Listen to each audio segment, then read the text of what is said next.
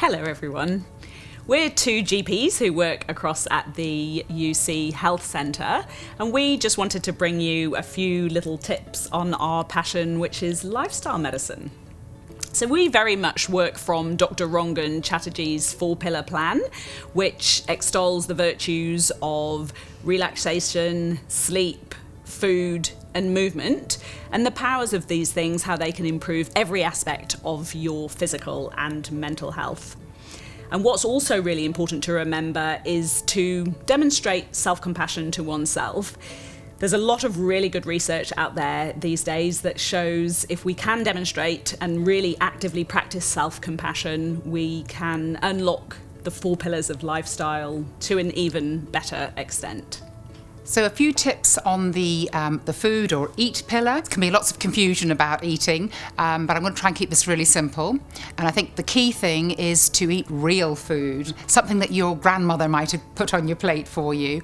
Now, sometimes people feel that this could be quite expensive, but we had a wonderful demonstration from the 2 Raw sisters who showed and proved very well with some delicious food that it could be done on a budget. When you are out shopping, one little tip that I'd like to pass on to you is if you look on the back of a packet, should you be buying one, if it's got a list of more than 5 ingredients, you might want to pop it down and look at something else. The other thing that has been proven scientifically to be of great benefit is actually to eat together. So if you can eat with a group of people, the benefits of that seem to sort of magnify even the nutrients that are in your food. So I'd urge you to give that a go.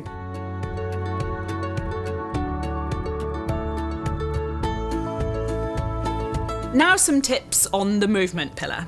Some of us are very passionate about our exercise routines, some of us not so.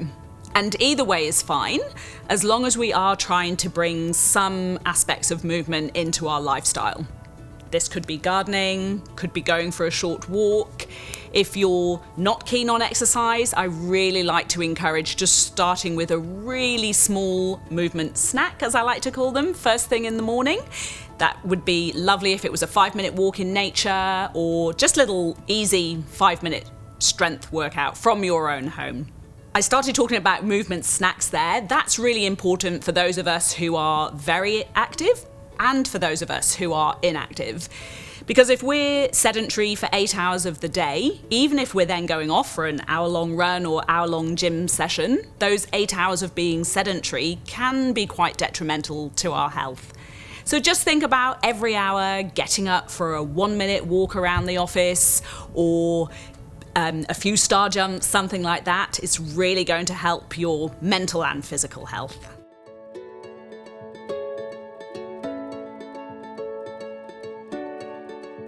So relaxation is something that we all want to get to feel a bit more of. And I think to understand relaxation, it's really important to know kind of what controls our body's functions. And there are 2 pathways there. One is what we call the fight or flight, which is very easy to activate, and we're all very familiar with that. And the other one is called the rest and digest, or the fancy name is the parasympathetic nervous system. And this, unfortunately, is a little bit slower to activate. This is where we feel much more sort of relaxed. We are generally in a more enjoyable state. Now, there are lots of things that can help to trigger this control system, nervous system, and it's controlled by the vagus nerve. And the ways to sort of do that are by breathing techniques and just keeping it simple. Also doing things that we have joy and passion for, which we mustn't forget, because that actually can really, so say, have lasting effects.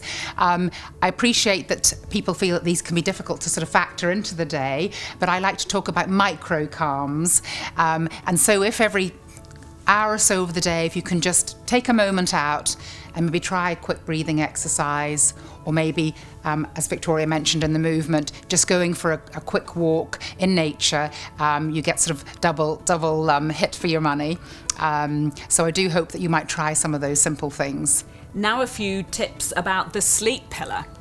Sleep is absolutely vitally important to, once again, all aspects of our physical and mental health, but it's not something we always like to prioritise. A few tips on how to improve our night's sleep.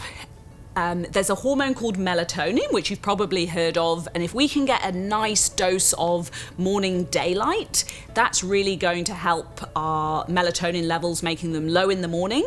And conversely, at nighttime, if we can make our houses, flats nice and dark at nighttime, that's going to make our melatonin levels nice and high, which will induce a good nighttime sleep.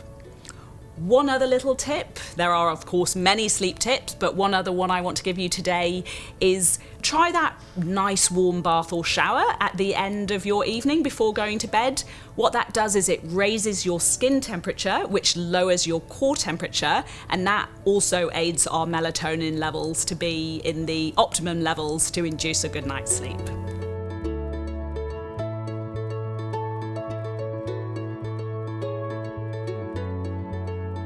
So just to summarise, it's great to know that even if you just do a little bit of something in each pillar, that it has a positive effect on the other ones.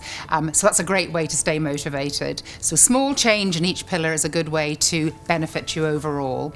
But of course, I say, be kind to yourself if you don't have such a good day with it. And I'd like to wish you all the best of luck.